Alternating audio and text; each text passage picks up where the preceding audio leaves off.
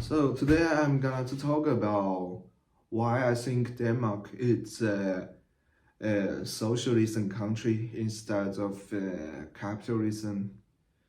As you guys, as much of you guys might know, I'm a Taiwanese, already been in Denmark uh, for 1.5 years, and I'm on my way to 2 years. And the reason why I think Denmark it's a socialist heaven is because in this society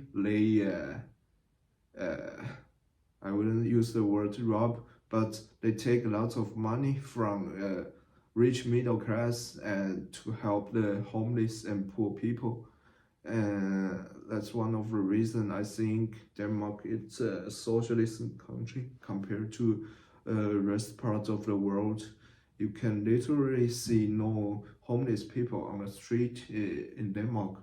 So I have asked one of my Danish friends, where are these jobless or unemployed people, and they told me if a if these guys they are not able to afford like a property or rental in Denmark, the government will offering them like temporary free accommodation, and it could lasting for half years to maybe maximum 2 years. So that sounds incredible as a person from East Asia, because I would say Taiwan is literally way more capitalism than Denmark. We have super low income tax, and the cost of having property is, I mean, the cost of holding a property it's also super low in Taiwan. So you can see a lot of money flow to real estate instead of the real industry, uh, because the cost of having a property, owning a property, like annual tax and also maintenance, this fee is super low in Taiwan compared to Denmark. So you will see a lot of people, they might have 2 or 3 houses for rental, and this landlord, they don't pay even any cent of penny to the government, uh, because a lot of they don't kind of, what does it called, count this contract in the court, or in the go to the court. So all these rental contracts are on the table. So that also means uh, they will not be taxed. That's the reason. That's the reason why the property price in Taiwan it's always go high instead of drop down a little bit, even several years. No, probably during the pandemic time, the property price in Taiwan average almost double before pandemic. That's way more different compared to rest part of the world. Of course, it's also because benefits by the export and also economy growth, but it literally goes too high. So young people in Taiwan has have a very difficult time to purchase a property. On the other hand, Denmark, it's very easy for young people to purchase a property, because they have a special loan for people who first buy a property. So you only have to pay like 5%, uh, 5% down payment for the property, and you can purchase a house, which means if this property rose, let's say, 1 million Danish crown, then you only have to pay 50,000 down payment, and you can buy a property. But for foreigner, which I totally understand, if you want to buy a property in Denmark, you have to legally resident in Denmark at least 5 years. You can still buy property if you're not a resident in Denmark for less than 5 years. But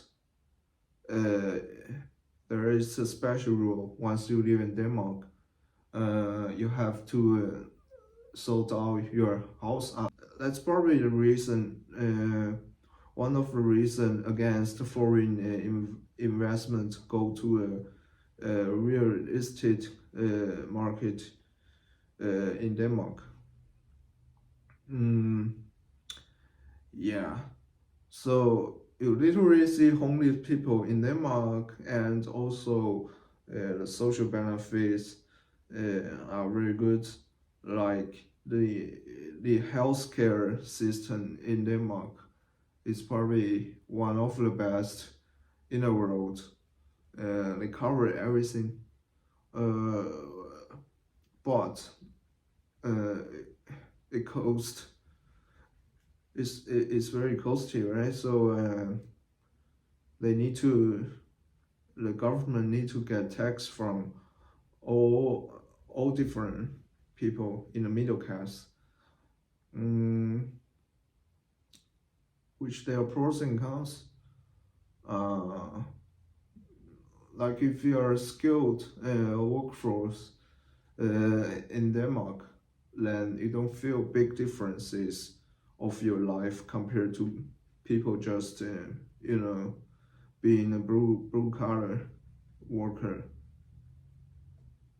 Yeah, that's a little bit about the reason why I'm thinking about Denmark. It's a perfect socialism nation in the world, and China count themselves as a socialism country, but China is one of the press. I have been living in Hong Kong and also another city called Chongqing for a year in China, and China is literally one of the capitalism country I have ever seen. Even though they come themselves as Chinese special socialism, something like that. I don't know how to translate it in English, but the gap between rich and poor people is probably 100 times compared to Denmark. I saw how they live their life as billionaire in China. I had a friend who has 10 Porsche car. He was my college classmate, and he came to Taiwan to study a bachelor degree. After that, he went back to Beijing, and one time I had a chance to visit this guy in Beijing, and he told me he has 10 sports car like Porsche, Maserati in China. And this guy, he literally doesn't do anything after he graduates from his college. I see he just travel around the world. So yeah, even though it's a communist country, but it's one of the most capitalist nation I have ever seen. But in Denmark, on the other hand, you literally don't see any citizen which will face at least the education and healthcare system running perfectly in Denmark. I mean, you don't have to worry about like your college tuition, and you even get paid as a student in Denmark. Like they will give you like 5,000 Danish krone or 6,000 Danish krone if you go to college, and you don't have to pay the tuition fee, which is also big differences compared to Taiwan, or I think compared to US, because as I know, a lot of people in Taiwan or in US, they need to pay for their student loan, and that they are struggling to do that after they graduate from college.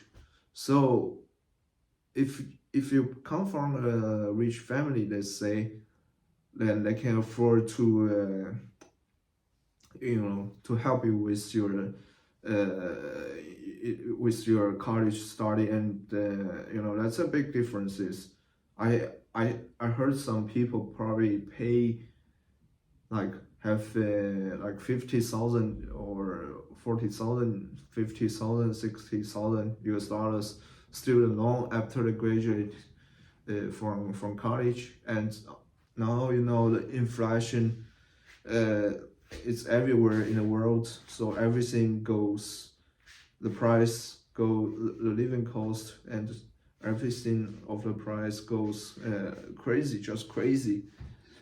So think about how many years you're gonna to finish all of your student loan. But on the other hand, people in the same age in Denmark, after they graduate from the college, they probably also get some saving, because if you're living in like you save more money on your income since college. You probably can have like a small saving after you graduate from college before go to work. Yeah, that's a big difference. I mean, if you are from like top or rich class, then North America or place like Singapore is probably better for you, because you've been taxed in Denmark a lot as the top class or skilled workforce.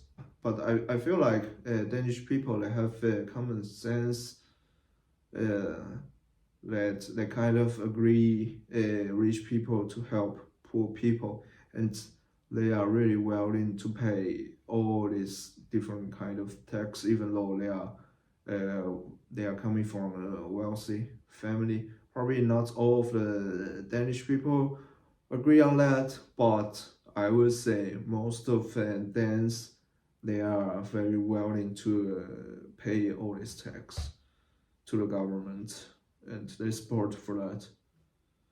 Otherwise, they can, they can always elect a party with, capitalism. They can always elect a more capitalism party to run in the government, right? So, yeah, that's a little bit about my thoughts after living in Denmark for a while. Drop your comments. If you have any good comments, please drop your comments. And I'll see you next time. Bye bye.